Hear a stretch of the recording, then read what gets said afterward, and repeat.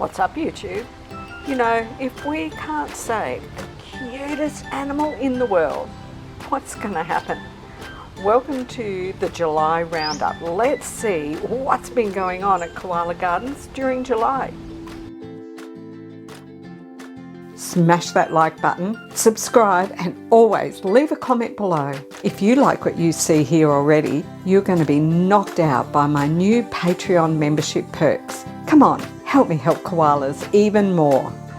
Make sure you watch all the way through for the bonus at the end. I've put everything into alphabetical order again because that just makes it easier for me to organise so much footage for you of both koalas and all kinds of Australian natives in the ecosystem. Koala Gardens is a wildlife sanctuary on private land. Subscribing helps me bring koalas to you, and liking this video helps me bring them to the whole world. I'm lucky enough to live in the koala's backyard with a wild and free colony on the far north coast of New South Wales in Australia. Check out my Patreon options and come over and chat on my public Discord server. You'll find links for these and lots more in the description below. I'm Katrina and I'm passionate about saving koalas. I start every day really early, sitting in bed, doing my social media stuff, and there's the sun rising out my window. We're going to start with a beautiful pigeon species called the bar-shouldered dove that I get quite frequently on the property. They're so pretty. This is the brown honeyeater. They're a really tiny little bird that love the grevilleas. Finally, I was able to get a capture of one of the brush turkeys. I've got lots of these on the property. Very shy, and I rarely get this much footage of one.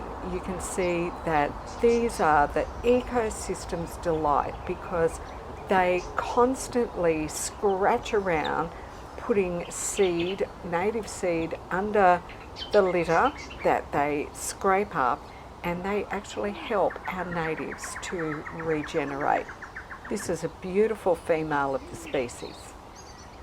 And here's Bullet doing a pretty good job of being very hard to spot. I really have to work hard to find koalas. Everything is so dense now. These are all beautiful self-sown red gums. And here's the parent mature red gum, which is in the soft release enclosure. There's nothing quite like getting a good look at Bullet. And this month, he wasn't over near the house at all. I was always having to search through the property and find him. He's in a swamp mahogany at the moment, down in area 11, because he's been chasing Miss Matilda. This beautiful bird is a black-faced cuckoo shrike. I'm actually filming it through the kitchen window on a really foggy morning, but I've been trying to get footage of them for so long I decided to use it. There's been some beautiful heavy dews early of a morning, as you can see on this daisy. Now, Miss Ellie has been so elusive. Can you see her? Can you see her yet? You can probably see her now. And look at how she just stopped chewing even, as if to say, if I hold perfectly still, there's no way she can see me. Finally, she can't hold it anymore and she does a few more chews, but then she still tries to stop a little bit, and I guess she decided that I'm not really a danger to her. And it's not really that she thinks I'm a danger, but it's really normal wild animal behaviour. This is actually the first time I've ever seen a koala in this particular tree. It's a 10-year-old tree, and it's a hybrid secondary species. This time, Ellie is actually in a wattle. And if you think, oh, come on, I can barely see her, you've got it exactly right. Now, once again, really hard to see. She's in a pink bloodwood tree this time. And if I hadn't glanced the right way as I was going down this track, I wouldn't have even seen her. It's amazing how hard it can be to spot koalas the more the canopy grows. But finally, here she is, really easy to see, although I had a lot of trouble getting into the right spot to see through to her. I love how that stick under her arm seems to be holding her in place. And here's a good view of just how far she's, about 20 metres from the ground. I'm actually quite obsessed with the tiny, tiny little wrens and finches on the property. They are so hard to capture. This is a female superb fairy wren. They're about 5 inches big and weigh around 10 grams. At about the same size, you can also see the little red-browed finch down here. So you can see the little flashes of red on them. They are just beautiful, but incredibly elusive. Now, how about this fella?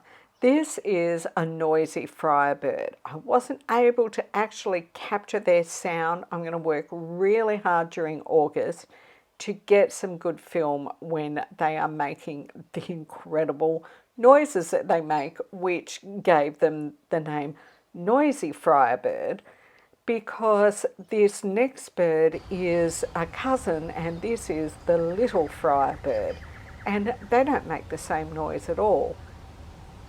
Just beautiful, feeding in here amongst the grevilleas. So both the Friarbirds that I see on the property are class what we call honeyeaters. So they're feeding there on the nectar on the flowers. I'm also rather partial to fungi, and these shelf fungi, which are a great colour, are growing on the log structure that we built inside the soft release enclosure. They can be seen for quite a distance away and are just gorgeous. This is a female king parrot. I love those birds. And of course, what would be a month at Koala Gardens without seeing some kookaburra activity? This is taken in the rain and taken through my kitchen window. I see kookaburras out my kitchen window like all the time. They're sitting on the branches here, and the way the kookaburra hunts is they will sit on a high vantage spot. They've got incredibly accurate vision, and they are just watching the ground for that sign of movement. And if they see something, small mammal, small reptile, even snakes, they will just swoop down, grab whatever it is from the ground and sweep back up into the treetops with their meal. So this kookaburra is hunting at the moment. So you can see that the kookaburra turns its head, looks at one spot really intently, then moves, look at another spot really intently, then moves, and just keeps surveying all around it, looking for where an opportunity comes up. This lovely little bird is the Lewins honeyeater, and it's at one of the water sources I have on the property for a drink and a bath. And the rainbow lorikeets would have to be one of my all-time favourite birds. I mean, it's hard to say there's so many favourite birds, but for sheer delight of colour and movement, you just can't beat the rainbow lorikeet. So this one is feeding in one of the grevilleas, and I have them feeding in grevilleas right literally at the front door to my house. If you've been following Koala Gardens during the month of July, you'll already know the whole story of Phoenix and her daughter Luna, and the chicken coop and the lemon tree and the rescue and the subsequent release. Everything seems to be fine. I haven't seen them for a week or so, but Phoenix has been living in this area for 3.5 years, so that doesn't concern me at all. If you haven't seen the video about that, I've got a link there for you. Now, we can see this is a couple of days after release, and if you look carefully, you can see Luna is sleeping in a branch just above Phoenix. So we've got two beautiful classic koala balls. Now this one totally cracked me up. It's really hard to see. There's a lot of shadow, there's all this leaf and twig in the way. But if you just stop and look really carefully, we've got Phoenix is sitting there, and Luna crawled over to Phoenix while I was just watching them, put her head down into Phoenix's lap, and I presume that she's had a little drink of milk. And she then proceeded with that right hand holding onto the branch that's in front of Phoenix's place. She proceeded to then simply fall asleep with her head in Mum's lap.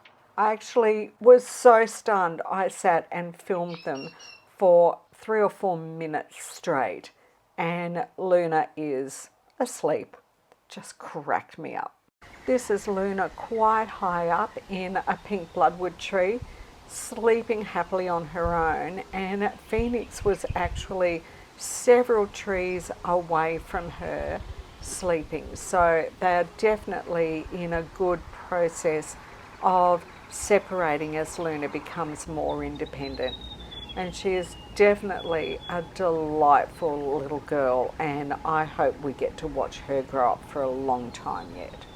Many countries around the world have magpies, and I'm always fascinated by how similar and yet different they can look in different countries around the world. So this is the Australian magpie, and they are one of our most beautiful songbirds. Magpies, unlike the kookaburra, feed by walking along the ground and picking up small animals.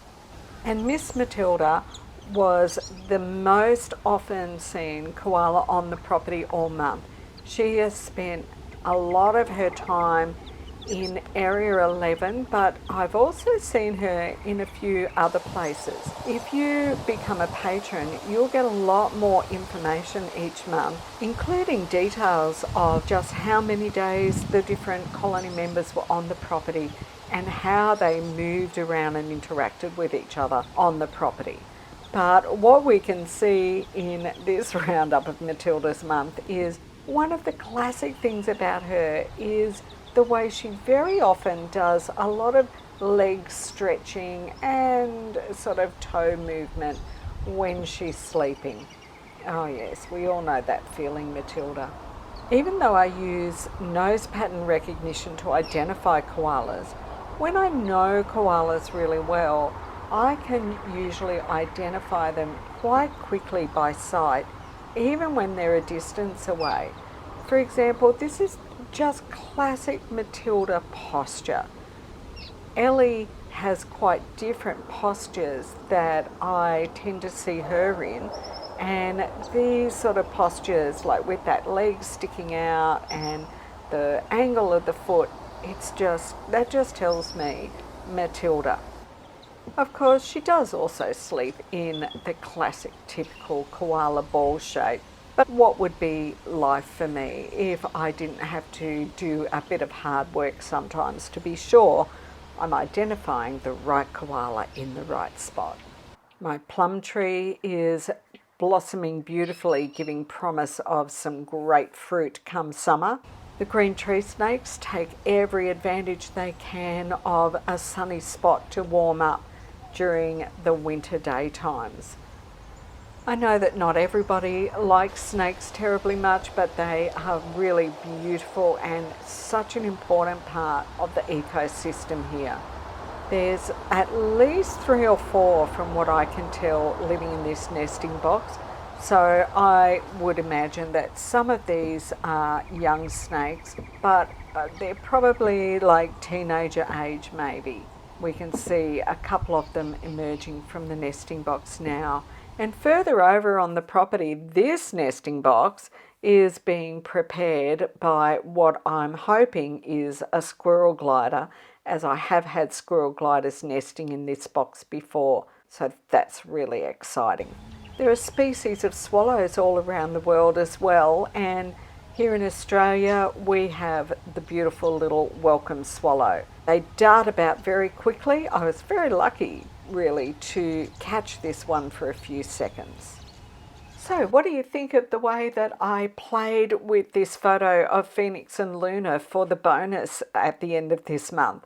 I really enjoyed the process as I put this photo through, and I wonder if you like the result. Please do let me know in the comments below what you think of this one. I know it's a bit out there, but that was half the fun of creating it.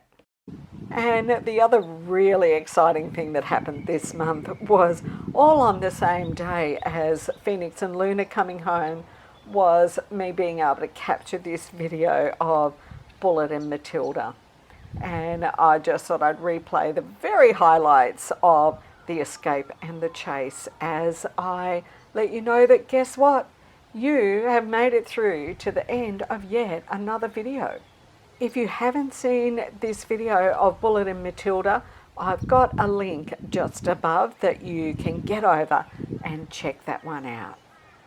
However, what I'd love would be if you were to now write into the comments below, July was koala packed. And I really hope that you enjoyed this roundup of July at Koala Gardens. Make sure you stay tuned. There's going to be lots of great video coming up. And come on over and support me on Patreon so that I can do even more for the koalas. Thanks for visiting Koala Gardens. Did you hit the like button?